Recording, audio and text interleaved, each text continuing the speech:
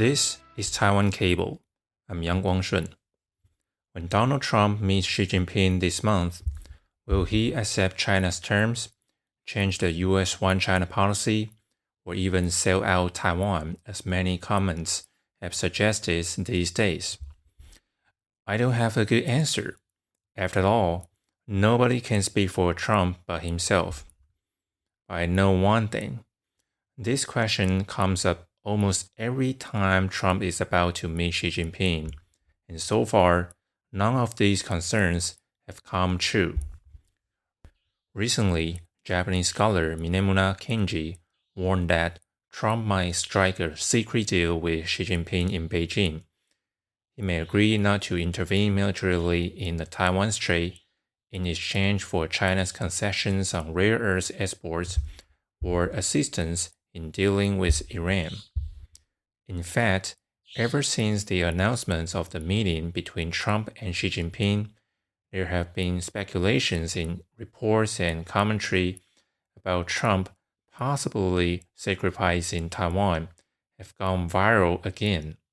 So, this is nothing new. Back in March, the Wall Street Journal reported that before Trump's 2017 meeting with Xi Jinping for the first time, Trump said he knew Tsai Ing-wen, Taiwan's former president, and could help address the Taiwan issue. Before last year's APEC summit in November, the Wall Street Journal also reported that Xi Jinping might push Trump to formally oppose Taiwan independence, not just not support Taiwan independence, especially if Trump wanted a quick economic deal with China. So, what exactly had China been asking for over the years? There are several consistent demands. First, China wants the United States to change its wording from not supporting Taiwan independence to opposing Taiwan independence. Second, China wants the United States to end all forms of military cooperation with Taiwan, including arms sales. Third, some scholars have raised possible new frameworks of U.S. Taiwan policy, such as a forced communique or an interim agreement that could redefine Taiwan's status in ways that harm Taiwan's interests. More recently, some Chinese scholars have even suggested that the United States and China could jointly manage the Taiwan Strait. All of these scenarios will represent a major step back for the United States in its competition with China. And the assumption behind them is simple, that the United States might accept these terms because it needs China or because its advantage over China is declining. These concerns have appeared under almost every US president, but with Trump, they seem more plausible. Why? Because Trump has a transactional style and he seems less bound by traditional US foreign policy thinking. He often argues that allies take advantage of the United States, and he emphasizes burden sharing rather than unconditional commitment to alliance.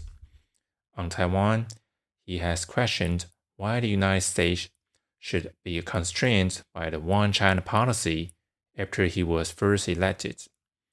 He has also said Taiwan is far from America and very close to China, so why should the US defend Taiwan? In his recent national security strategy, the phrase used was long-standing declaratory policy on Taiwan, not explicitly the One China policy, which was used in previous national security strategy. Trump even said in this February that he is discussing the matter of arms sales to Taiwan with Xi Jinping, which raised concerns among scholars like Bonnie Glaser about whether this could affect the long-standing U.S. sister assurances to Taiwan. These positions are very different from his predecessors like Joe Biden, who repeatedly stated that the U.S. would send troops to defend Taiwan. So, here's the key question.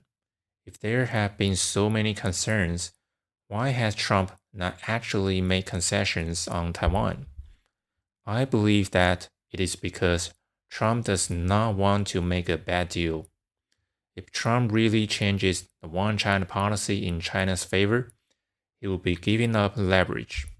And for someone who sees himself as a master deal maker, reducing his own bargaining power goes against his instincts. Even if compromises are part of negotiations, what exactly could China offer in return? A trade deal that China might not fully honor? Rare earth exports that the US is already trying to diversify away from? Short-term purchases of soybeans, Boeing aircraft, or energy? Or limited cooperation on Iran or North Korea? None of these seem enough to justify such a major concession. Trump may believe that everything can be discussed, but putting something on the table is not the same as agreeing to it. We saw this clearly in 2019 when Trump walked away from talk with Kim Jong-un in Hanoi, when he found the negotiation didn't go as smoothly as he wished. So yes, Trump may have heard proposals about trading Taiwan for concessions from China, but he may see such a deal as not worth it. From this perspective, the One China policy is not just a diplomatic commitment. For Trump, it is also the way to maintain the equilibrium for maximizing U.S. interests. That said, this does not mean Taiwan will never come up in Trump's talks with Xi Jinping.